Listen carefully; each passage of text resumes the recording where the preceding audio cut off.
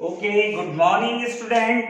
तो आज हम आपके सामने लाए हैं, बहुत इंपॉर्टेंट टॉपिक है। ICSE as well as CBSE board और स्टेट बोर्ड, सारे बोर्ड में ही बहुत इंपॉर्टेंट टॉपिक है, सिंपल एंड कंपाउंड इंटरेस्ट। तो हर जगह अलग अलग क्लास में पढ़ाया जाता है। तो मैं आपको पहले थोड़ा सा समझाना चाहूंगा कि सिंपल इंटरेस्ट क्या होता है, सिंपल इंटरेस्ट क्या होता है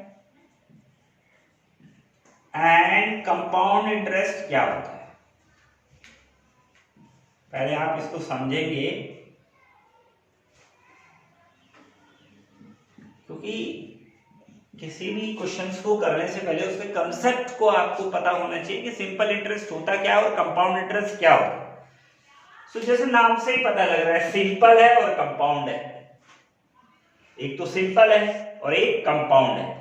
सो बेसिकली जो सिंपल इंटरेस्ट होता है वो किस पर लिया जाता है, प्रिंसिपल पे लिया जाता है। किस पर लिया जाता है, प्रिंसिपल पर। यानी वो इंटरेस्ट जो पूरा पूरा डिपेंड कर रहा है किस पर डिपेंड कर रहा है, डिपेंड कर रहा है किस पर, प्रिंसिपल पर। वो इंटरेस्ट हो गया सिंपल इंटरेस्ट। लेकिन कंपाउंड इंटरेस्ट क्या होता है कि पहले साल तो ये भी प्रिंसिपल पे ही डिपेंड करेगा, पहले साल तो ये भी प्रिंसिपल पे डिपेंड करेगा, लेकिन अगले साल ये क्या करेगा, प्रिंसिपल प्लस जो आपका पहले का इंटरेस्ट है उसको मिलाकर जो इंटरेस्ट लगता है। मतलब समझे आप, इसका मतलब ये हुआ कि एक तो ऐसा है जो आपने मान लीजिए जो पैसा आपने उधार लिया आप उस पर ही इंटरेस्ट दे रहे हैं, तो वो तो हो गया सिंपल इंटरेस्ट। लेकिन आपने पैसा उधार लिया, फिर आपको इंटरेस्ट लगा, फिर उस इंटरेस्ट को मिलाकर किसके साथ, प्रिंसिपल के साथ जो इंटरेस्ट लगता है that is called compound interest. यानी समझ रहे आप, इंटरेस्ट पर भी जो इंटरेस्ट लगेगा वो तो हो गया क्या, कंपाउंड इंटरेस्ट हो गया। इसको मैं आपको एक क्वेश्चन से समझाता हूं, तब आपको ज्यादा समझ में आएगा कि सिंपल इंटरेस्ट क्या होता है और कंपाउंड इंटरेस्ट क्या होता है। तो इसको आप इस तरीके से समझिए कि जैसे मान लो मेरा प्रिंसिपल है 100 रुपए, मेरा प्रिंसिपल है 100 रुपए और रेट ऑफ इंटरेस्ट है मेरा 5%, रेट ऑफ इंटरेस्ट है मेरा 5% और टाइम है मेरे पास 2 साल का। कितने साल का है, 2 साल का। तो अब देखिए मैं इसको सिंपल इंटरेस्ट में भी कैलकुलेट करता हूं और कंपाउंड इंटरेस्ट में निकालता हूं इसका, तब आपको इसका डिफरेंस पता लगेगा कि सिंपल इंटरेस्ट और कंपाउंड इंटरेस्ट में बेसिकली डिफरेंस क्या होता है। तो अगर मैं इसका सिंपल इंटरेस्ट निकालूं तो मुझे पता है सिंपल इंटरेस्ट क्या होता है, प्रिंसिपल टाइम PTR अपॉन 100। यानी ये प्रिंसिपल है, टाइम है, रेट ऑफ इंटरेस्ट है अपॉन 100 है। तो आपका प्रिंसिपल कितना है, 100 रुपीज है, रेट कितना है आपके पास, टाइम कितना आपका पास 2, रेट ऑफ इंटरेस्ट है 5 और ये एनुअल है। रेट ऑफ इंटरेस्ट क्या है, एनुअली है। तो ये क्या हो जाएगा, एनुअली मतलब ईयरली, एक बार साल में एक ही बार लग रहा है। तो आपको कितना इंटरेस्ट देना है, 10 रुपए इंटरेस्ट देना है। आपको कितना रुपए देना है, 10 रुपए। यानी आपके किसी से 100 रुपए मैंने अपने दोस्त से उधार लिए, तो 2 साल बाद मैं उसको 110 रुपए लौटा दूंगा, क्योंकि 100 रुपए तो है ही और 10 रुपए मेरा इंटरेस्ट हो गया। लेकिन यही अगर आपको कंपाउंड इंटरेस्ट पे निकालना पड़ता तो कैसे निकालते, वो मैं आपको बताता हूं। तो कंपाउंड इंटरेस्ट क्या हो जाता है, A बराबर P1 प्लस R अपॉन 100 की पावर n। ये इसको कंपाउंड इंटरेस्ट करेंगे, A amount minus principal, amount minus principal. तो अगर हम इस तरीके से निकालें इसको तो ये कितना हो जाएगा, amount is equal to principal कितना आपके पास 100, 1 प्लस R, R कितना है आपका, रेट ऑफ इंटरेस्ट है 5% अपॉन 100 की पावर 2। तो ये आ जाएगा 100, तो ये आ जाएगा आपके पास कितना, 5 1 जा 5 एंड दिस इज 20।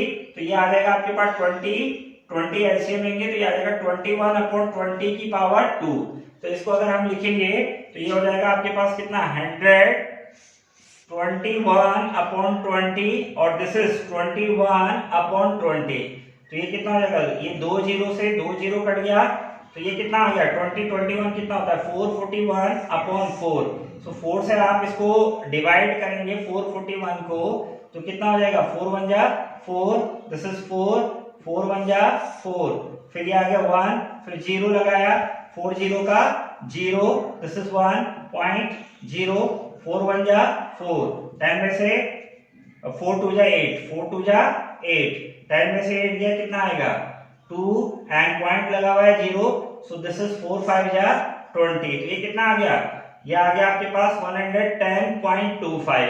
तो अगर आप कंपाउंड इंटरेस्ट निकालते हैं तो ये कितना हो जाएगा, अमाउंट माइनस प्रिंसिपल, तो अमाउंट माइनस प्रिंसिपल कितना हो जाएगा, ये 110.25 माइनस प्रिंसिपल कितना था आपका 100, तो ये कितना आ गया आपके पास 10.25।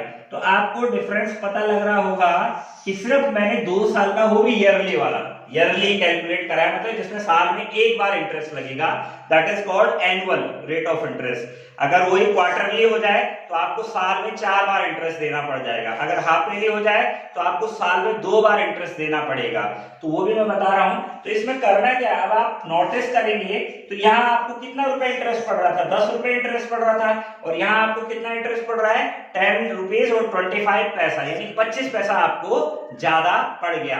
वैसे आपको ऐसा लग रहा होगा कम अमाउंट, लेकिन जब ये बड़े अमाउंट पे होता है तो इसमें बहुत ज्यादा डिफरेंस आ जाता है। तो this is the basic difference between simple interest and compound. वैसे इसको एक तरीके से मैं और भी बता सकता था आपको कि इस बार पहले साल का 5 रुपए निकालता, मैं इसमें जोड़ता 105, फिर मैं उसको एक प्रिंसिपल कितना ले लेता 105 ले लेता, लेकिन मैं क्योंकि ये फॉर्मूला आपके पास ये यूज करना है तो मैंने इसलिए इस तरीके से आपको बताया है। तो this is the difference between simple interest and compound interest. तो अब आपको बहुत क्लियर हो गया होगा कि सिंपल इंटरेस्ट क्या होता है, वो इंटरेस्ट जो पूरा प्रिंसिपल पे ही लगता है, चाहे 8 साल के लिए 10 साल के लिए, वो प्रिंसिपल के अलावा किसी और चीज पर नहीं लगता। और कंपाउंड इंटरेस्ट वो इंटरेस्ट होता है जो प्रिंसिपल प्लस इंटरेस्ट पर लगता है। तो ये हो गया कंपाउंड इंटरेस्ट। अरे यार